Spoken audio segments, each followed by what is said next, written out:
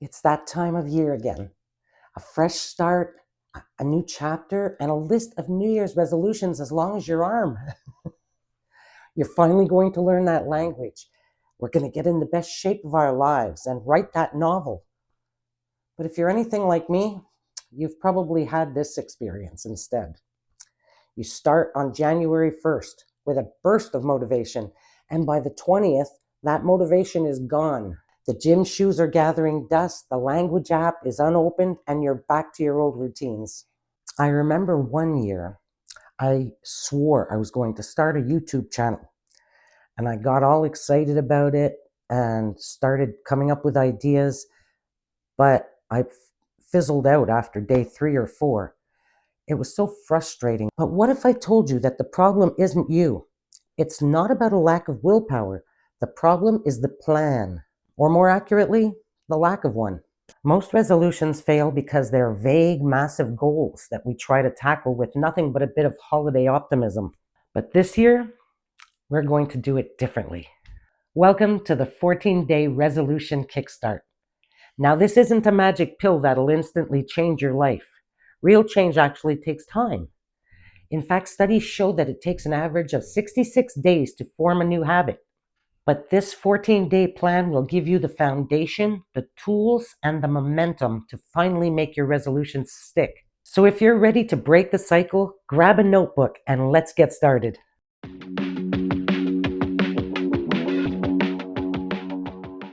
The first 3 days are all about building a solid foundation. We're not even going to start the new habit yet. We're going to plan. Day 1, find your why. Before you can change what you do, you need to know why you're doing it. Today's action is to ask yourself, why does this goal truly matter to me? Don't just say, I want to be healthier. Dig deeper. Say, how will being healthier actually change my daily life? Will you have more energy for your kids? Will you feel more confident at work? Write it all down. This why is the fuel that will keep you going when motivation fades. Day 2, make it smart. Vague goals lead to vague results.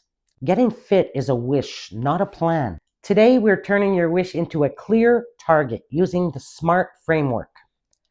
Your goal must be, first of all, specific. So who, what, where, when, why. Not just get fit, but I will walk for 30 minutes in my neighborhood on Monday, Wednesday, and Friday mornings, for example. Secondly, your goal must be measurable. So how will you track your progress? Think about it. 30 minutes, 3 times a week. Thirdly, it must be achievable. Is your goal realistic for you right now? So if you haven't run in years, aiming for a marathon next month is a recipe for burnout. I want you to start with a 1K instead, just a walk maybe. And fourth, it must be relevant. So does this goal align with your why from yesterday? And finally, fifth, it must be time bound. So give yourself a deadline. Say, I will do this for the next 14 days, for example. Take your resolution and rewrite it now as a SMART goal with all those things in mind. Day 3, make it a micro goal. So this is the most important step, okay? Because we're going to take that big goal of yours, that big scary goal, and shrink it until it's almost laughably easy. So if your goal is to meditate for 20 minutes a day, your micro goal for this kickstart is maybe to sit on the meditation cushion for 1 minute. If it's to write a book, your micro goal might be just to write 1 sentence. The point of this exercise is to make the starting friction so low that you can't say no. What is the smallest possible version of your goal? That's it. Do that now. That's your new target.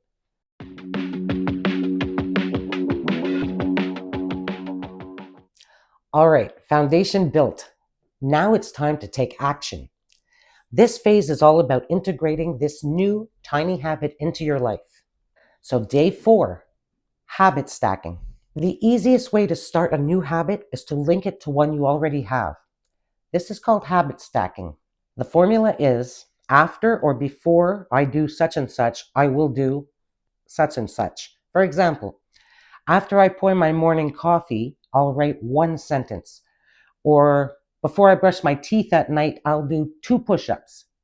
Look at your daily routine and just decide where your new micro habits fit. Day 5, design your environment.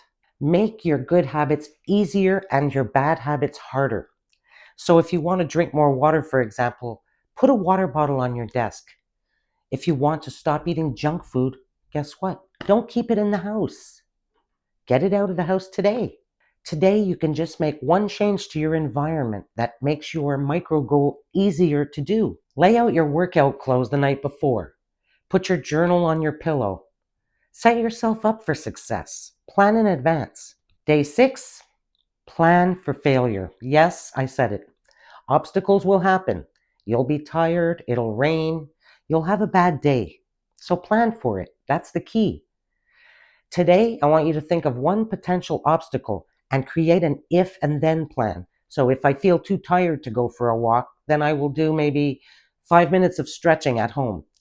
This way, a hurdle doesn't become a dead end and you don't lose your motivation because you feel like you've failed. Day 7, celebrate. You've made it through a full week and it's time to celebrate. Acknowledging your progress is crucial for building momentum. So I want you to reward yourself with something that you enjoy that doesn't sabotage your goal. Watch a movie, take a relaxing bath, or call a friend. You earned it. Day 8, 9, and 10, just show up. For the next 3 days, your only goal is to do the one thing that you have planned, your little micro goal. Don't worry about quality. Don't worry about increasing the difficulty. Just show up and perform your laughably easy micro goal. We're building the muscle of consistency. 1 minute of meditation, for example. 1 sentence written, 1 push-up. Those are all wins.